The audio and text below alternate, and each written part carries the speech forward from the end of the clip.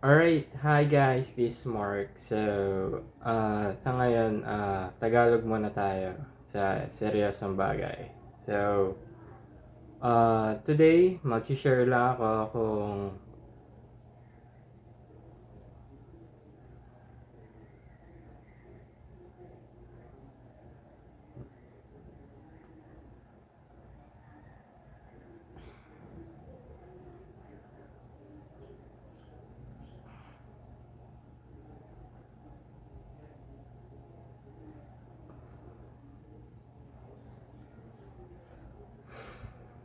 hindi, kasi hindi,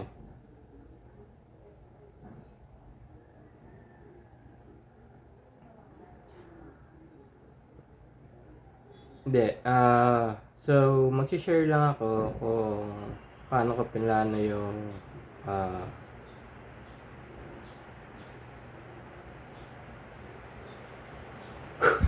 alright, so let me just compose myself. One moment.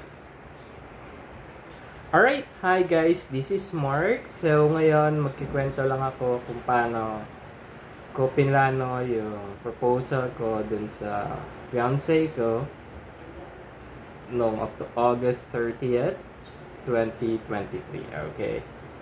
So way back August 27, 2022, I was planning to propose to her. And if you could see on my YouTube channel, on our YouTube channel, and titled Multiverse of Greetings, you can check the end credit scene. I was planning to buy a ring, and for any reasons it didn't go well, so I just hindi ko muna tinuloy. Yun, Tagalog na lang, ang hirap. So yun, moving forward, so going up to 2023, lagi ko nasa isip yung pakasalan siya kasi siya na yung taong mahal ko.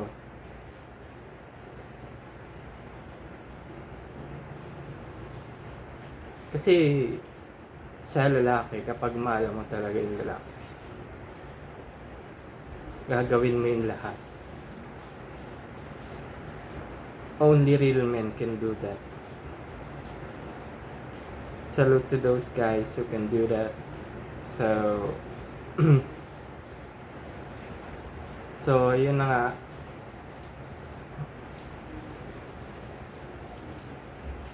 Nag-propose ako sa kanya nung time na wala ako. Wala akong work. Pero siya yung nandyan. Tinupad niya yung pangarap ko.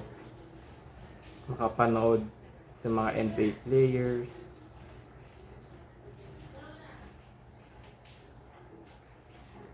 Alam mo yun, yung parang hindi mo deserve yung pagmamahal na, pero grabe. So, alam ko medyo mahaba na to. Sorry sa mga nanonood. Ito namang message na to ay para dun sa fiancé ko, sa asawa ko.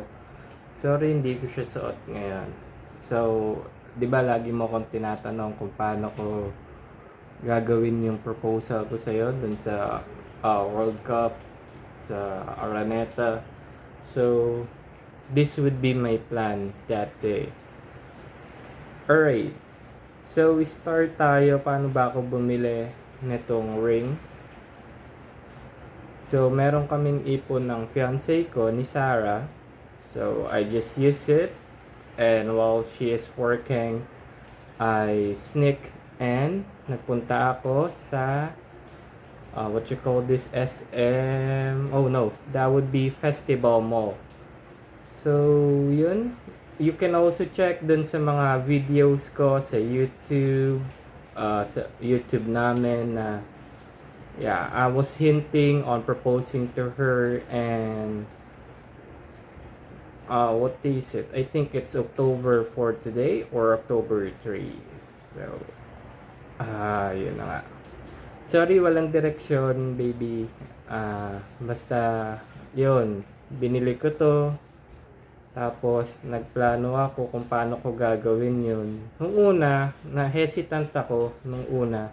Pero nung na-realize ko na grabe, paano wala akong work pero pinapanood mo ako ng World Cup tapos NBA. Alam mo naman kung gaano ko kamahal yung basketball, di ba?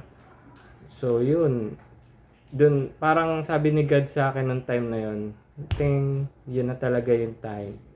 So I was ready that day. And you're asking paano ko gagawin. So yun na nga, bumili ako ng singsing.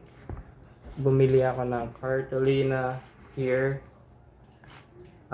Anybody didn't saw this pa, hindi pa nila nakita to, hindi mo pa na, I don't know if nakita mo na to. So, yun. Paano nga ba? Hindi ko ma-explain eh. Basta, alam mo naman yung mga nangyari that day, sobrang saya, di ba? So, paano ba dapat ako nag-propose nung time na yon? So, ito yung plano ko. 'Di ba? Nandun tayo sa Mo Arena, nasa taas tayo ng arena. Nandun tayo sa general admission. I was contacting Mr. Neon Man, Sir Neon Man. I was planning to make it viral na, alam mo yon, yung syempre bilang lalaki gusto mo maparamdam sa lalaki na sobrang mahal mo siya. So, gagawin mo talaga lahat pag ano. At ano nga pala, salamat pala dun sa mga tumulong sa akin, especially kila Kuya Mark, yun, nakilala ko po sa, what we call this, festival mo, kila John Paul, na nakilala ko dun sa court, na nag-advise sa akin na ask ko muna sila Tito Erwin and Tita Susan and all the family members. So, nag-ask muna ako ng permission. Alam naman ng parents ko na gusto ko ng pakasalan si Sarah. So, yun, to make moving forward. So, ano ba dapat yung ginawa ko? Yun, balik tayo. So, nandun na nga tayo, di ba, sa taas no MOA Arena. And, pipiringan na kita dapat nun, di ba? Kaso, siyempre, baka nabigla ka. So, yun, nakapiring ka nung time na yun. Nakatalikod ka. Habang nakatalikod ka, nakatayo ako, magme-message ako nung time na yon. Hawak ko na tong singsing na to. Tapos,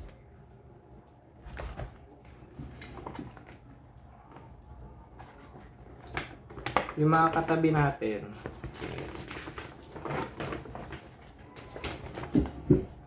ayan.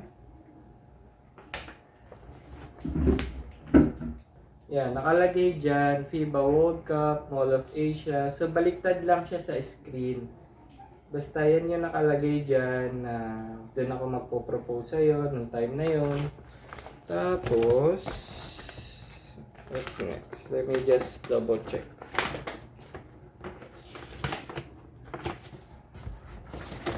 Ito. So, ito yung isang banner.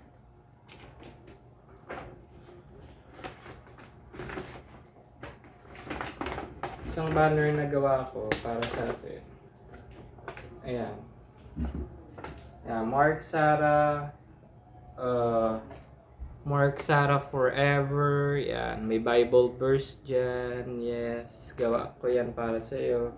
Yan, may konting promotion na din sa mga gusto mag-subscribe sa YouTube and TikTok. Thank you. So, yun, gawa ko yan para sa iyo. Tapos, ito na yung last. Ito yung last na iaangat nung mga yung mga pakikisuyuan ko. Yan. Diba yan? Tapos, will you marry me please? So, yan. O, paano nga ba? Siyempre, luluhod ako ganyan. O, tapos, will you marry me? I'm waiting for your answer. So, I'm not, kasi yung, parang, I don't settle for yes or no. Basta, mahirap kasi ma-reject. So, yun na nga. Good thing naman, nag-guess ka. Really appreciate it. So, that's the reason why I'm always wearing this ring. If you could see, this is always on because sinukat ko siya nung dati pa. May nagkwento kasi sa aking customer dati kung paano ko daw malaman yung ring size ng asawa or partner mo. So yun. And ano pa ba? So yun na nga, sa October 12 yung natin, yung 7th anniversary. Alam ko, nag-promise ako sa iyo na sa ika 7 years natin, papakasalan kita. So, alam ng mga close sa akin na sobrang sakit sa akin na hindi ko matutupad yung promise ko na yun. Pero, I'll make sure na kapag dumating yung wedding day natin, that would be one of the best, alright? Yun na lang masabi ko, and especially thank you kay God dahil siya yung tumulong sa atin lahat. At sabi nga ni Sir Vinciso na si God lang yung center ng relationship natin. So, thank you God sa lahat ng mga tulong mo sa amin, sa relasyon namin. So, share ko pa ba yung nakakuha na tayo ng certificate na we're living together? Don't worry, papakasalan kita, ikaw na yung gusto kong mahalin habang buhay. Wala nang ibang mas gaganda sa'yo, tandaan mo yan ha. Mahal na mahal kita, baby. Sarah May, you can call her now Sarah G, cause we're engaged way back August 30th, alright? So, I'm sorry if this video was almost 13 minutes. Just want to share my experience and I hope you like it, guys. And sa'yo, baby, mahal na mahal kita. And sana wag ka magbago. Dumating man yung time na mawala ka sa mundong to.